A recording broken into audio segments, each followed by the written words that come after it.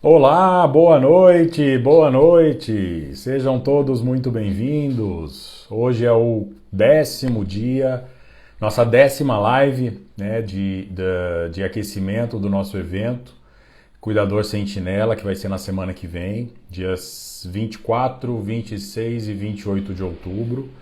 Ah, Vai ser numa segunda, numa quarta e numa sexta-feira, né?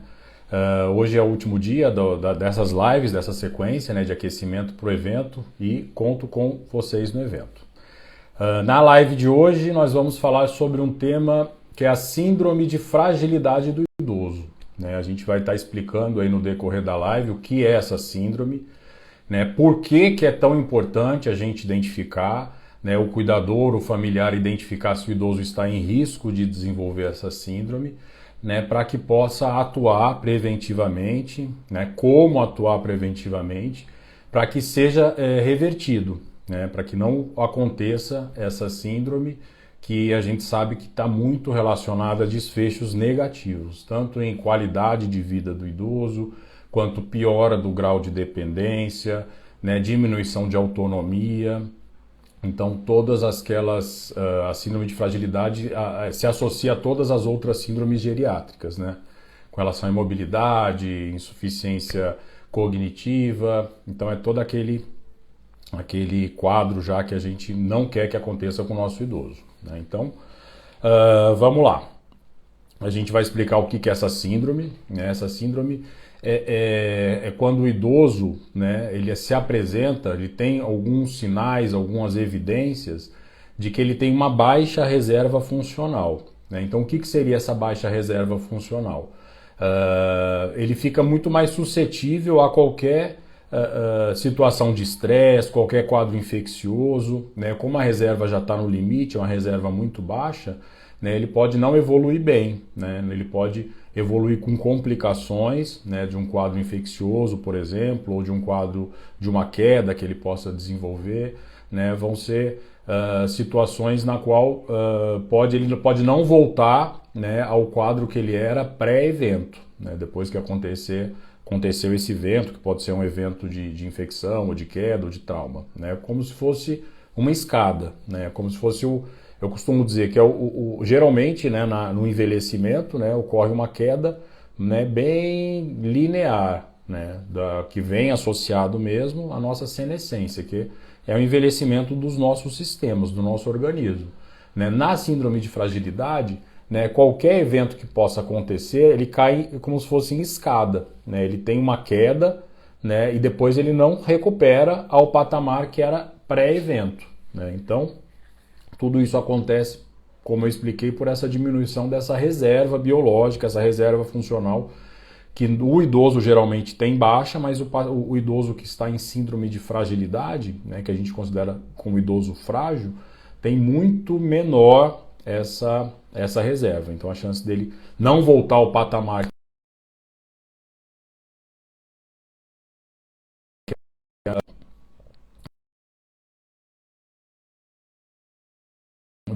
como é que a gente vai identificar um idoso que está com essas características, né?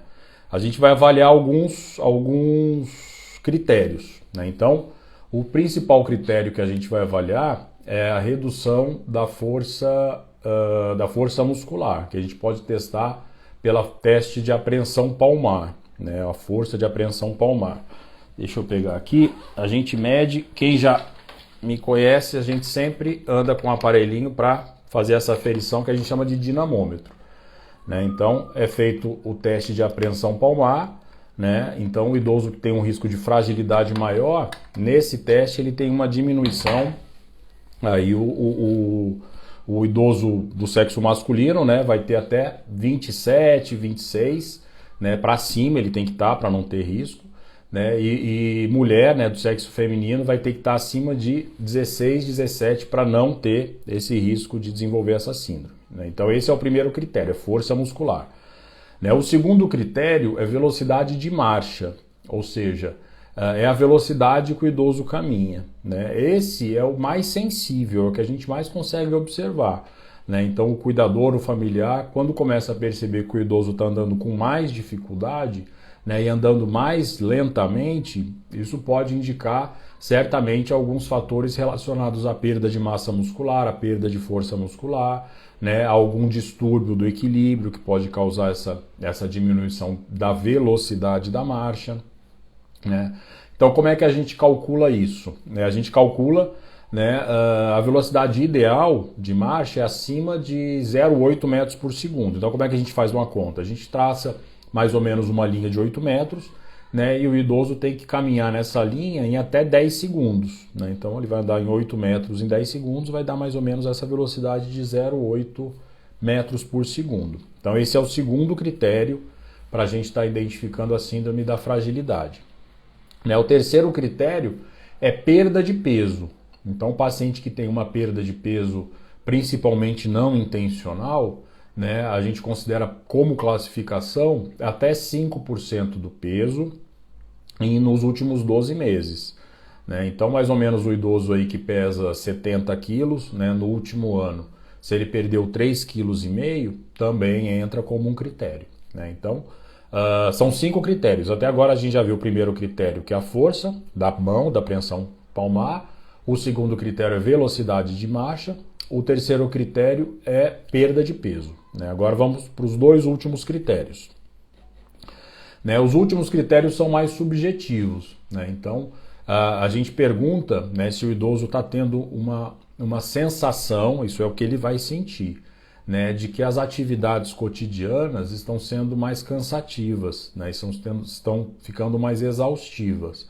Então a gente pergunta se o banho está cansando mais para tomar banho, se está cansando mais para trocar de roupa, de repente se está cansando mais para ir até a padaria, buscar um pão de manhã. Então, se as atividades do dia a dia começarem a ter uma sensação de cansaço, que está cansando mais, também entra como critério. Então, até agora já são 4 critérios. E o quinto e último critério, para a gente fechar, né, realmente é o idoso que não vai baixo índice de atividade física, ou seja, o idoso que não pratica nenhuma atividade física, o idoso que é muito sedentário, o idoso que não se movimenta muito, né, fica mais restrito no ambiente domiciliar, mais dentro de casa. Esse aí já entra como critério, principalmente se ele tinha antes uma vida mais ativa, né, fisicamente, e nos últimos tempos está ficando mais restrito dentro do domicílio. Né? Então, se o idoso atender pelo menos 3 ou mais desses critérios, né, a gente considera um idoso já frágil, já com essa síndrome de fragilidade. Ou seja, se o idoso está andando devagar, está referindo que está cansando muito e perdeu peso, né, ou se não perdeu peso, ele está sentindo que está mais fraco, ele já entra como critério de um idoso frágil. Né? Na verdade, o idoso frágil, né, quem tem um idoso frágil, quem trata de um idoso frágil, quem convive, né, a gente meio que já sabe, é mais fácil, né, identificar a fragilidade do idoso quando o idoso já é frágil. Né? O maior desafio é no idoso pré-frágil, né? É o idoso quando está nessa transição para a fragilidade. Né? Então é o idoso que era robusto, né? Ou seja, é o idoso que tinha uma atividade física adequada, tinha força muscular, não tinha perda de peso, caminhava sem dificuldade, né? Numa velocidade adequada, né? E de repente ele começa a ter perdas, né? De funcionalidade, perder alguns desses critérios. Né? Então o idoso pré-frágil, que é onde a gente deve intervir, que a gente consegue mais facilmente resgatar para a fase de robustez, a fase de idoso fit ou idoso robusto, que é o idoso que não tem essa síndrome. Né? O idoso que, diante de algum evento infeccioso, diante de algum trauma, né, ele se recupera com muito mais facilidade, né? Voltando ao patamar que era antes desse evento agudo que pode ter acontecido. Né? Nós temos alguns fatores de risco, né, para o idoso desenvolver essa síndrome. Né?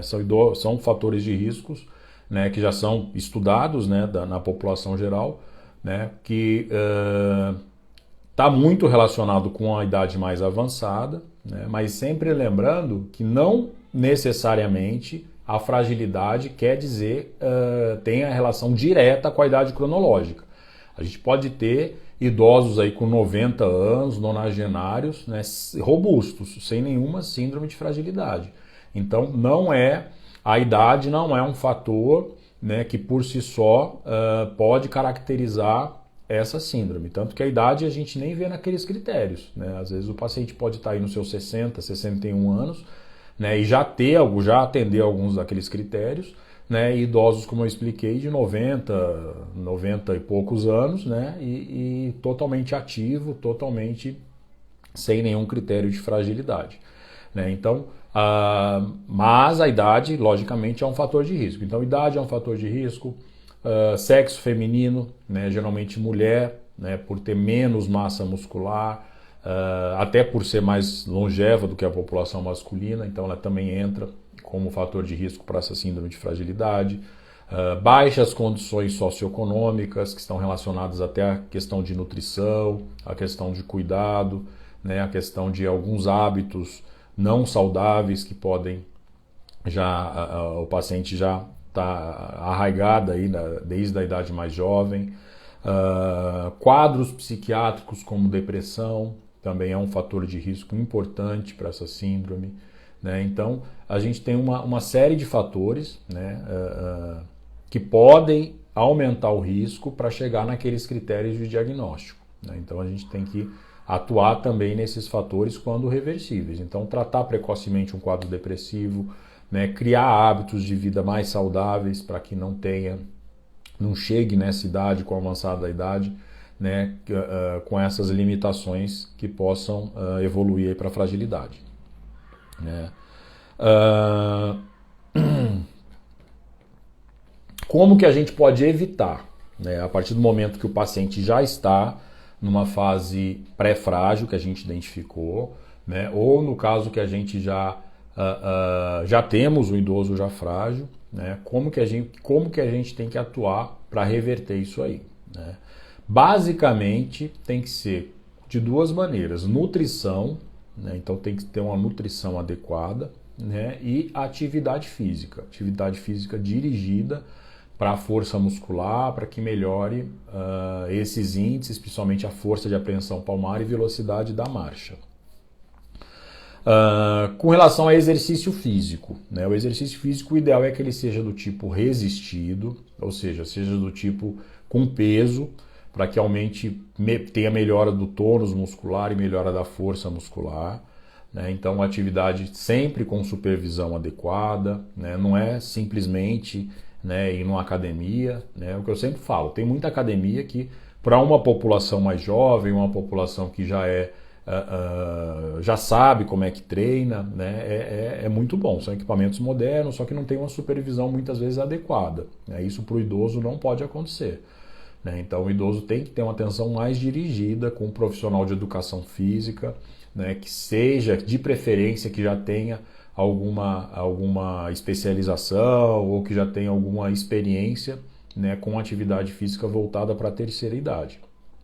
Então, atividade física do tipo resistida, para que melhore a musculatura, atividade física que envolva treinamento de equilíbrio, né, para que o paciente possa melhorar a velocidade da marcha, né, e diminuir risco de queda também, né, atividade física que tenha também equilíbrio, né, equilíbrio não, é alongamento, né, o alongamento geralmente, na maioria das atividades físicas, em algum período, geralmente no início, né, é feito um alongamento, para que melhore aí a mobilidade das articulações, né, e melhore até a velocidade da marcha também, né? E claro, logicamente também a que envolva, né, um trabalho da parte cardiovascular, né, para melhorar a capacidade cardiorrespiratória do paciente, né? Então existe uma série de atividades físicas, né, que já envolvem esses 4 pilares, né? E que, lógico, acima de tudo tem que ser prazerosa também para o idoso, né? Então, por exemplo, uma que eu sempre recomendo, que eu sempre oriento, é dança, né? Dança de salão, por exemplo, né? Dança de salão tem os 4, né? Tem equilíbrio, né?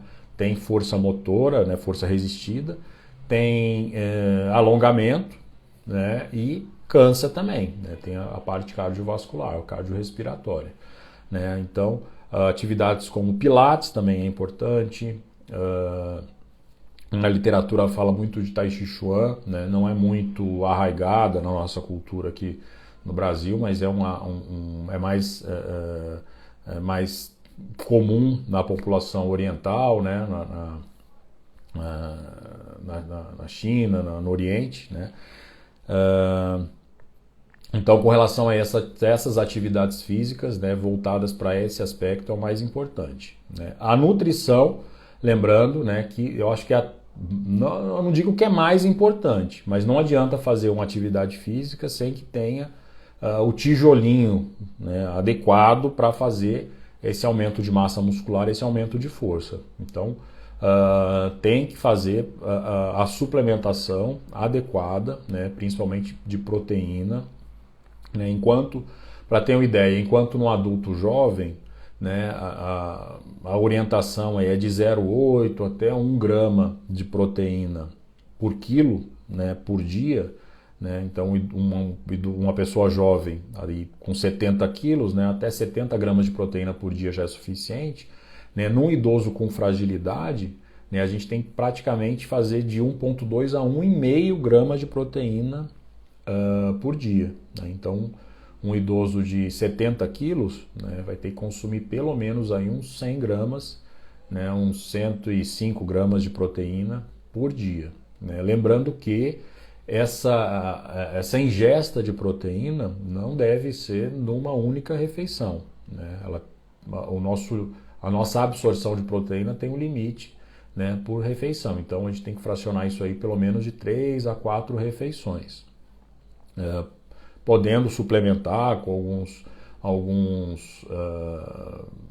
a própria indústria farmacêutica já dispõe, né, de alguns pós, alguns concentrados, né, que podem ser adicionados aí na água, no leite, suco, né, alguns são até sem sabor para colocar numa sopa, num caldo, né, para poder fazer esse up aí, esse aumento de proteína, né. Lembrando que quando a gente fala em suplementação, a gente não fala em substituição, né? Então, não se deve, né, substituir um café da manhã, ou um almoço, ou um jantar, né, pela porção de um suplemento, né? O suplemento tem que estar associado, né? E uma dica que a gente também sempre dá, né, é nunca fazer esse suplemento próximo das principais refeições, né, porque vai acabar diminuindo, tirando o apetite.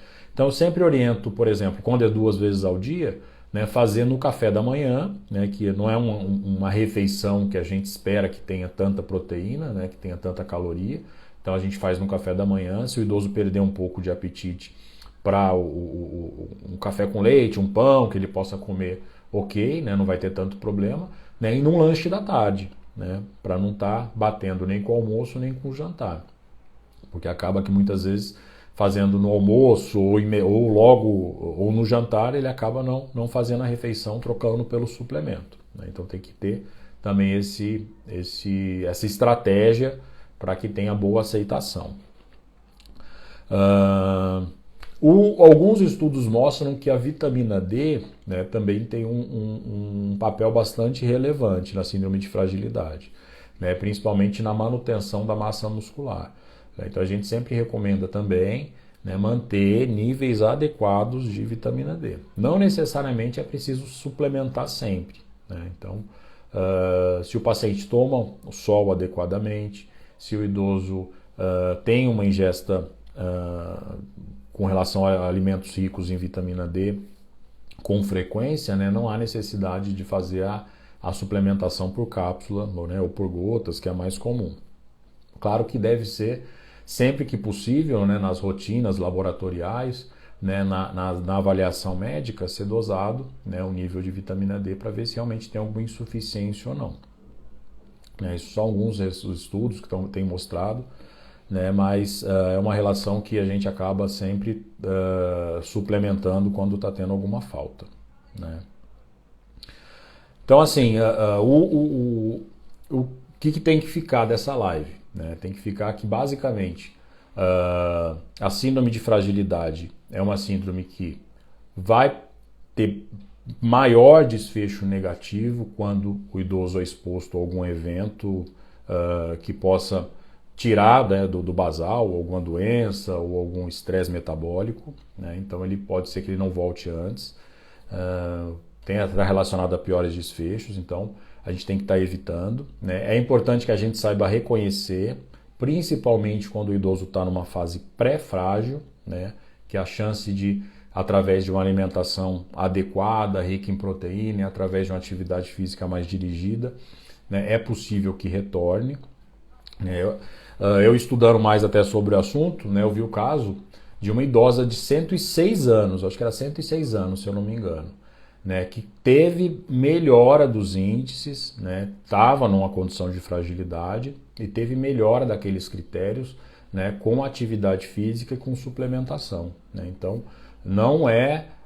é para todo mundo, né? É para todo idoso, né? Não é porque o idoso está numa fase de fragilidade já mais estabelecida há mais tempo que não é possível, né, retornar a ganhar mais uma reserva funcional, a voltar numa fase pré-fragilidade. Então,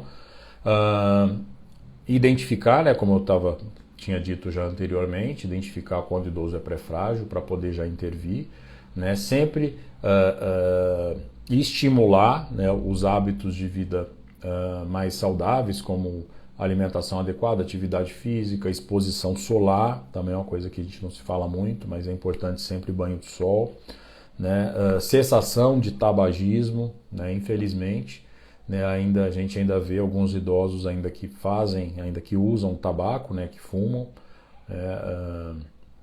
Hoje na população mais jovem, né, a gente vê que o número de tabagistas tem cada vez diminuído mais, né, e é um hábito já do jovem que graças a Deus não vai levar isso aí para a terceira idade, né, mas a gente ainda vê hoje bastante idosos ainda que são tabagistas aí há mais de 40, 50 anos, né? Mas o quanto antes conseguir parar, né, mais vai ter benefício também.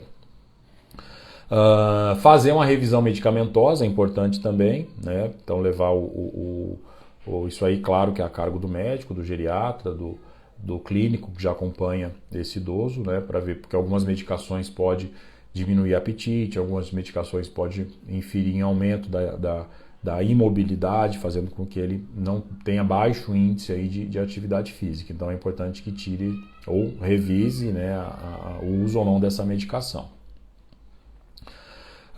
Então é mais ou menos isso, né? É isso que eu queria dizer da live de hoje, né?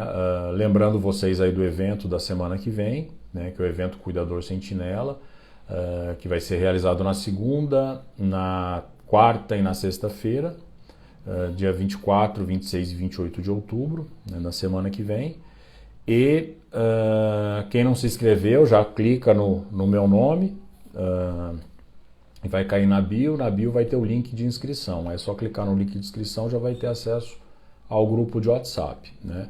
Algumas pessoas têm me perguntado o porquê do evento chamar Cuidador Sentinela, né? Eu vou explicar rapidinho. Sentinela, né, o que é sentinela? É uma pessoa que está sempre a postos, né, uma pessoa que tem um olhar ativo, uma pessoa que está sempre, né, pensando em sentinela no meio militar, por exemplo, é o soldado que fica com a arma na mão ali, vigiando todo o ambiente, né? Então, eu acredito, né, dentro da minha experiência na geriatria, né, com os idosos, que o profissional mais importante que possa atuar diretamente com o idoso, fazendo com que identifique precocemente qualquer problema que possa estar surgindo, né, possa valorizar o que deve ser valorizado, né, no idoso e levar e ser a ponte, né, do idoso para o profissional de saúde é o cuidador, né? Então o cuidador ele tem que ser mais, eu penso na função de cuidador como um sentinela mesmo, ele tem que ter uma visão mais ativa, né? O cuidador ele não é só para dar banho no paciente, no idoso, não é só para dar alimentação do idoso, não é só para cuidar fisicamente do idoso, né? Ele tem que ter, claro, logicamente isso é extremamente importante, mas ele tem que ter uma visão a mais, né, dentro dessa profissão, né, de que ele que está 24 horas, ele que está muito mais tempo com o idoso, né, ele melhor do que ninguém é capaz de identificar alguns problemas e passar isso aí para o médico, né? Claro que no dia a dia a questão da prevenção, a questão das medidas não farmacológicas, né, quando o cuidador é bem treinado, né, isso aí eu percebo que meus pacientes, quando têm um cuidado de qualidade, eles têm muito mais qualidade de vida, eles têm um grau de dependência menor, eles preservam a autonomia por mais tempo, né, do que um paciente, de repente, que não tem um cuidado adequado,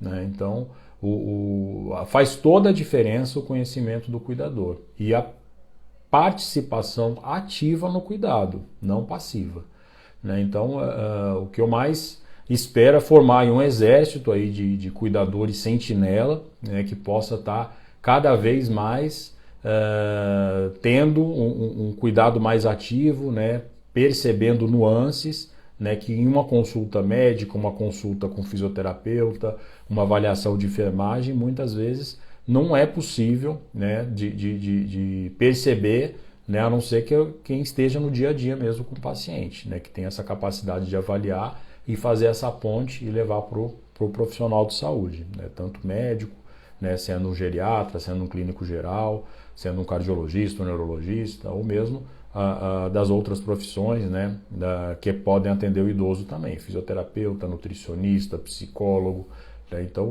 o cuidador tem que ter o seu empoderamento aí nesse sentido, né? Lembrando também que uma outra coisa que eu percebi e é corroborado por vários estudos, que quanto mais conhecimento técnico o cuidador tem, menor é o nível de estresse no cuidado, né? Então o cuidado torna-se muito mais tranquilo, né, com relação a algumas situações do dia a dia que possam ocorrer, né? A gente sabe que hoje em dia, principalmente quem é cuidador familiar, existe a questão da síndrome do cuidador, que é uma doença psiquiátrica, né, um quadro de ansiedade com depressão, que o cuidador desenvolve, né, quando cuida, né, quando é muito requisitado, né, o cuidado é muito intenso com relação ao familiar, ao ente.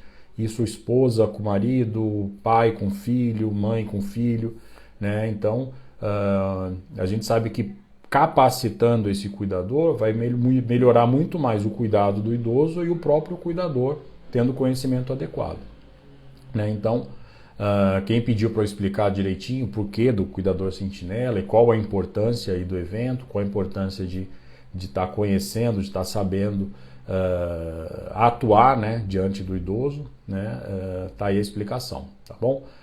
Outra coisa também que eu vou falar, né, que é muito interessante, né, a gente não costuma se preparar para cuidar do idoso, né? Agora, quando, por exemplo, quem é pai, quem é mãe, né, quando deseja ter filho, né, ou quando tem filho, né, a primeira coisa que vai fazer é estudar sobre o assunto, né, pelo menos aqui comigo foi assim, o que eu vejo, né, são muitas pessoas, estudar como que é educar uma criança, como que é um neném, como que é lidar com todo o cuidado, né, que um recém-nascido e uma criança, até na questão da educação mesmo da criança nas fases mais adiantadas, né? Agora com o idoso é muito difícil, né? É uma coisa que vai chegando, não é uma coisa como um nascimento, né, de um neném, né? O idoso vai envelhecendo, né, de uma questão que quem cuida, né, não se preocupa muito em se preparar para isso, né? Agora a gente sabe que a preparação é importantíssima, né, para que, pelos motivos que eu citei anteriormente aí, com relação à qualidade do cuidado, né, e qualidade de vida do cuidador também, tá bom? Então era isso que eu queria falar para vocês na live de hoje. Segunda-feira nos encontramos no evento, tá bom? Até logo então, boa sexta-feira e bom final de semana para todos vocês. Tchau!